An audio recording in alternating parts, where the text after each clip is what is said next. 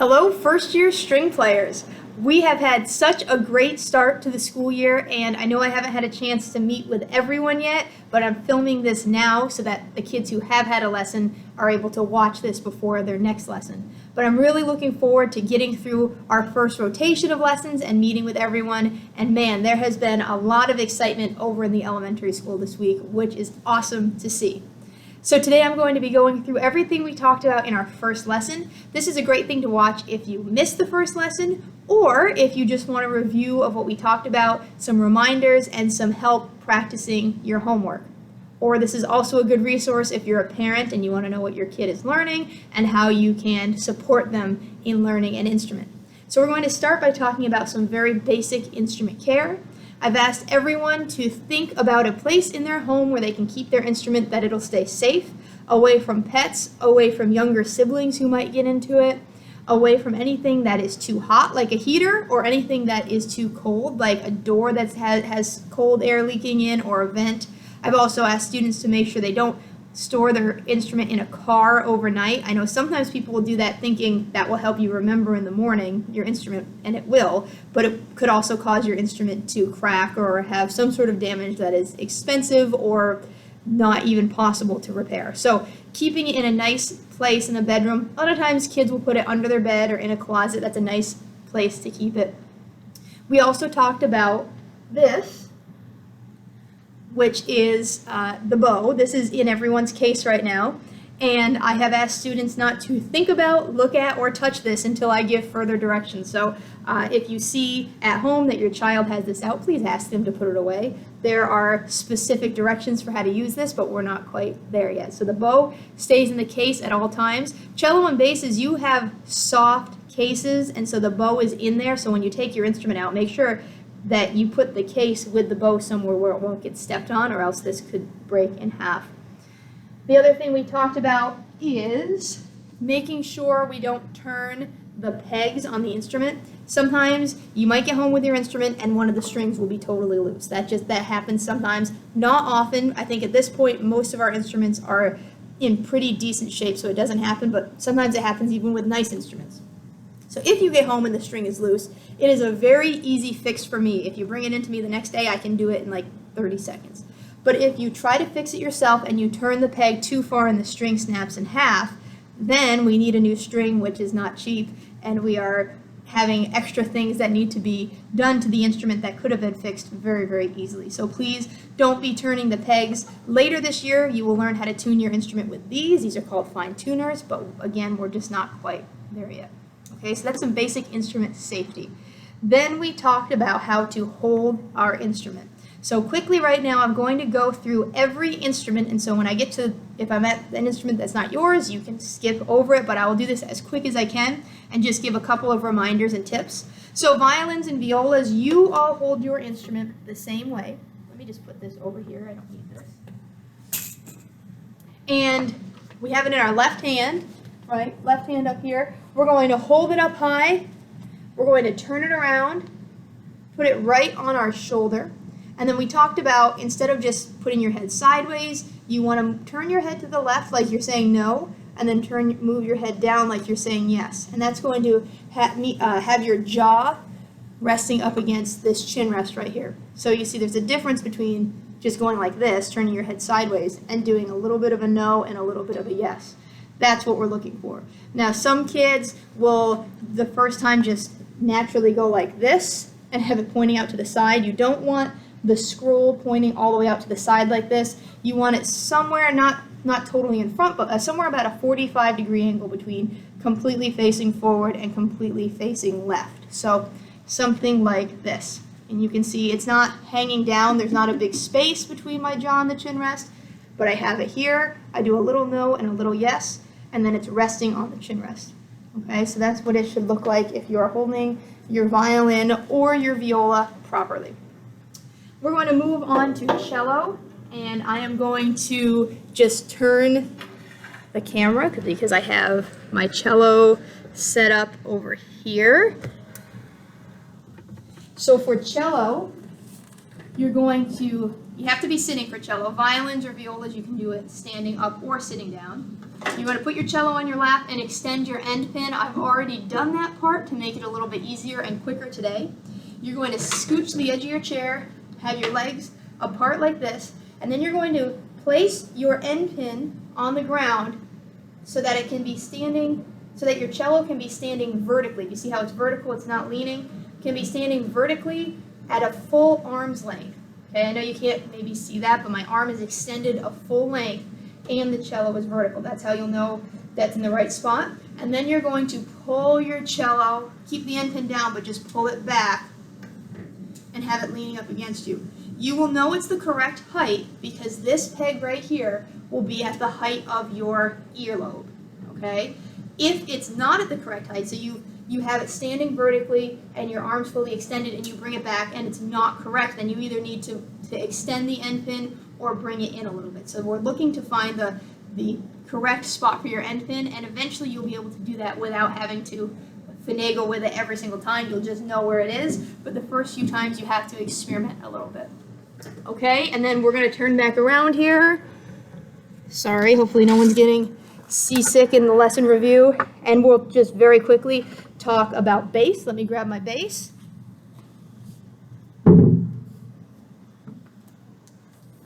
Again, I have already adjusted my end pin, although it's maybe a little bit high. Actually, it's pretty high. But you're going to want this part, this is called the nut, to be about where your head is. So I have mine too high, but I'm not going to fix it right now just because of time and making sure that we get through everything. But once you have the nut about at the top of your head, you're going to do a similar thing to the cello. You're going to extend it, so that, or you're going to put it out so that your arm is fully extended and the bass is vertical. And then you're going to, you're just going to pull it back in, and it rests sort of on your hip. I know it's hard to see on this video, but when you are holding it, you're kind of to the right of it. You bring it in, turn it, and then it's resting sort of on your hip, right? And then it's there for you to play. We have gone over this in class for every instrument, and so let me just put the bass down and we will keep rolling with the next thing.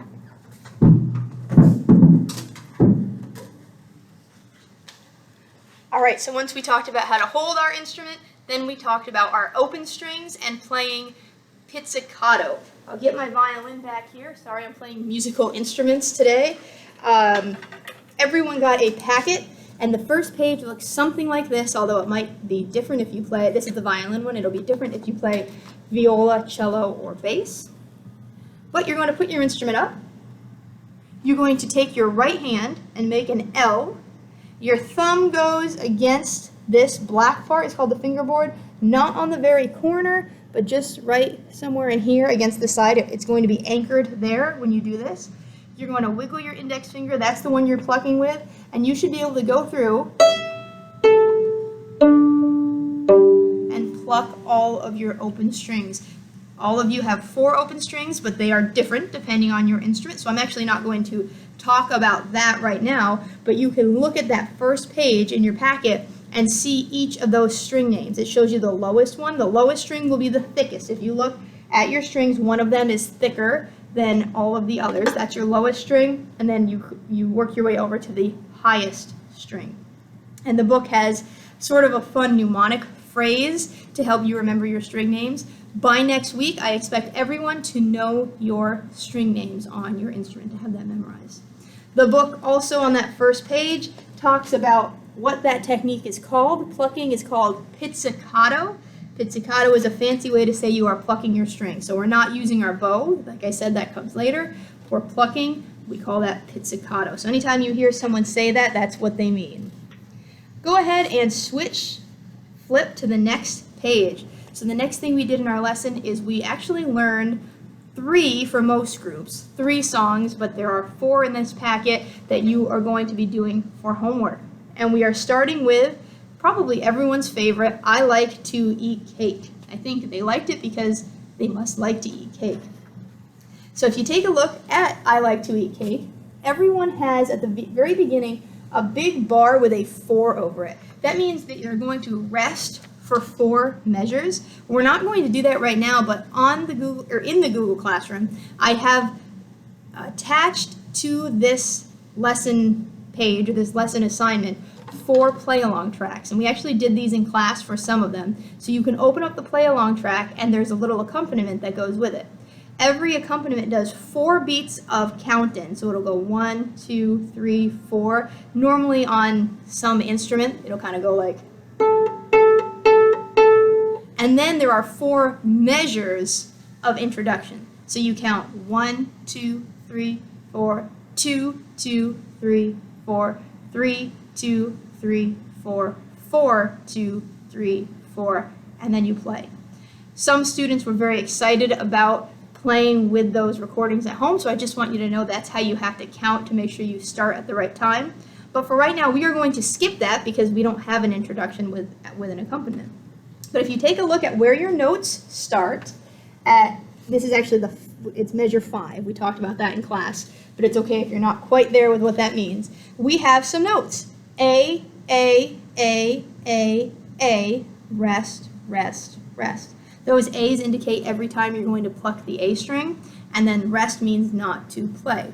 You can see right now our notes are not on the staff. We're not talking about note reading. We're going to do that next week.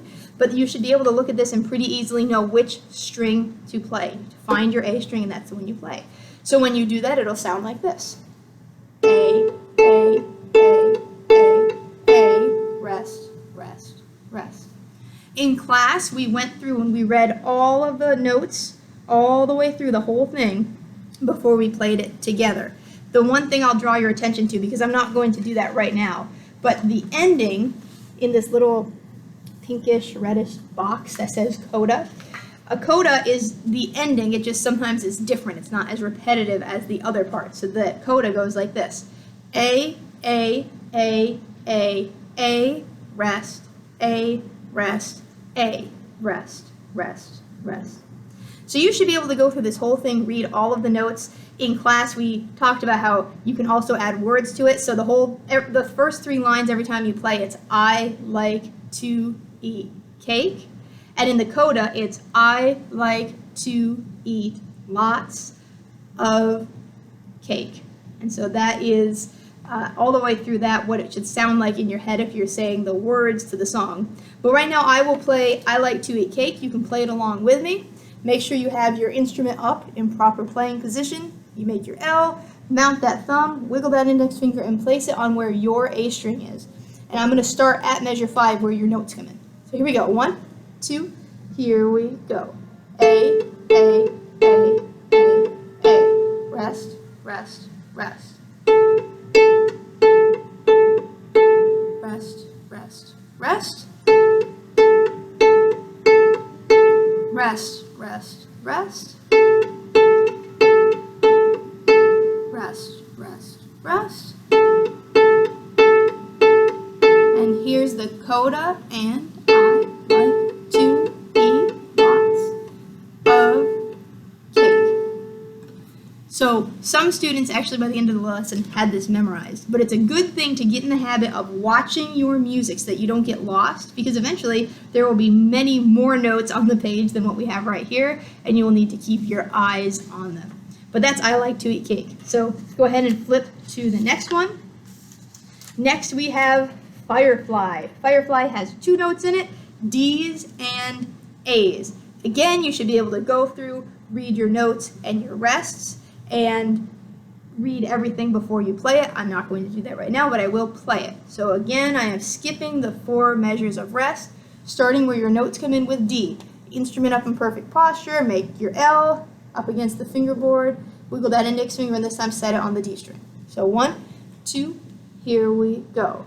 D, rest, rest, rest. Rest, rest, rest. Rest, rest, rest. Rest, rest, rest, rest. Down to the 3rd line. Rest, rest, rest. Rest, rest. Here's the coda. D, rest, D, rest, D, rest, rest, rest. We saw in class that some kids had a hard time switching between D and A. So a good thing to do before you even play that, if you're struggling, is to just have your instrument up and practice what it feels like. So place your finger on D. and then place your finger on A. Practice what that feels like so you know what strings or where you need to put your finger. If you're hearing this for violins, you're not plucking the right thing. That's your E string. It's a little easier on cello and viola because you don't have that E string. D and A are just your two highest strings, so it's a little bit easier for you guys. Go ahead and flip to Shepherd's Dance. This is probably the most challenging piece in the homework, and we will spend some time next lesson reviewing this because I know this one is a little bit challenging. I am going to play it though for you starting at measure 5 after your 4 measures of introduction.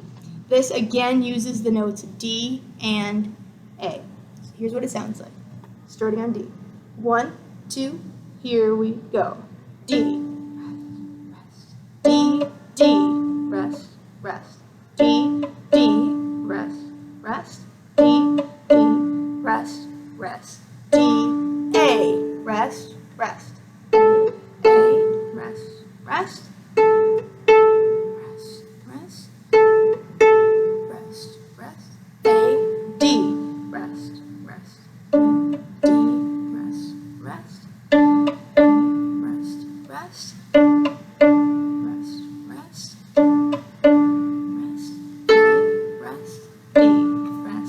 Rest, rest. So you can see with this one, there's a lot more notes that you have to look out for, and it's so repetitive that if you don't keep your eyes on the measure that you're on, you could get lost very easily. So that one is definitely the challenge. So if you're looking for a challenge, see if you can get that one perfect before class next time. And then last but not least is Birthday Wishes. Birthday Wishes uses 2 notes, G and D. So at this point today, after our first lesson, you should be able to play your D, G, and A strings in a tune. So 3 of your 4 strings you are using in the homework this week. You can think about which one you're not using and make sure that you don't ever play that in these pieces. You can play it for fun to make sure you know the string name, but for example, violins, you are never going to pluck your E string in one of the pieces this week because it's not written as one of the notes. Cello and viola, you'll never play your C string this week in the homework, and bass, it's an E string for you that you're not playing. So I'm going to go through Birthday Wishes, starting at measure 5 again, no introduction. The first note is G, so find that note to start on. Violins, it's your very lowest string. Bass, it's your very highest string. Cello, viola, it's in the middle, so you have to find it. So here we go, Birthday Wishes. 1, 2, here we go. G.